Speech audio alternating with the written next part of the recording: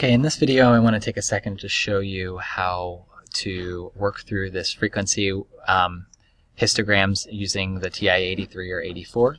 So what you want to do is, this example says throughout the day from 8 a.m. to 11 p.m. Gary counted the number of ads occurring every hour on one commercial TV station.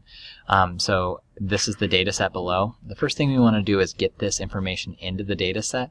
How we do that is we go ahead and we press Stat and Edit. So we hit Stat and then we hit Enter, and we see it brings up our values for L1, L2, and L3. If you have some numbers in here, something like that, we need to clear that out. What you do is you just arrow up to the L1, you press Clear, and then Enter. So now what we're going to do is we're going to put these values in. So we're going to press 10, Enter, 12, Enter, so on and so forth. I'm going to go ahead and enter the rest of these in. So to just save a little time in this video so you didn't have to watch me, you can see I went ahead and I put all those data values in that were over here. So I took all these values over here and I entered them into L1.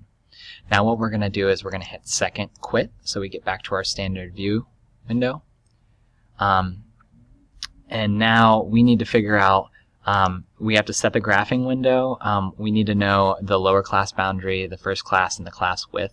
Since we're going to do 4 classes in this histogram, we can see that the lowest value is 5 and the highest value is 15. So to find the class width, what you do is 15 minus 5. 15 minus 5 is 10. 10 divided by 4 is going to be 2.5. We're going to round that up to 3. So the class width is going to be 3. So now we are going to press Window. Our X minimum is going to be 4.5 because our smallest value is 4.5. Our highest value is, or our smallest value is 5, so 4.5 will allow us to see our left-hand side. Our X max, we're going to make this 17 since our highest value was 15. We're going to make the X scale 3 because that's our class width. We're going to set our Y minimum to -5, and we're going to set our Y maximum to 15. We're going to make the Y minimum -5. You can kind of see, here's our graph here, so that we can see this lower bar, and we're going to make the Y maximum 15 because it depends on how many times something's showing up in these different classes. So the next step is we need to hit, we're going to hit Y equals, and I'm going to clear anything that's in there out. I'm going to go up and we're going to make sure we have plot 1 highlighted. And now I'm going to hit second stat plot.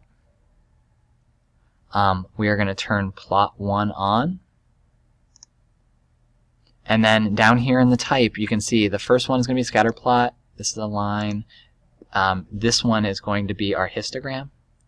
So we select that. And then we go ahead and hit graph. And you can see this brings up our histogram. Now if we hit trace, you can see that between 4.5 and 7.5 there are 3 occurrences, 7 occurrences between 7.5 and 10.5, and so on and so forth. And the n is the number of times that they show up in this different lists.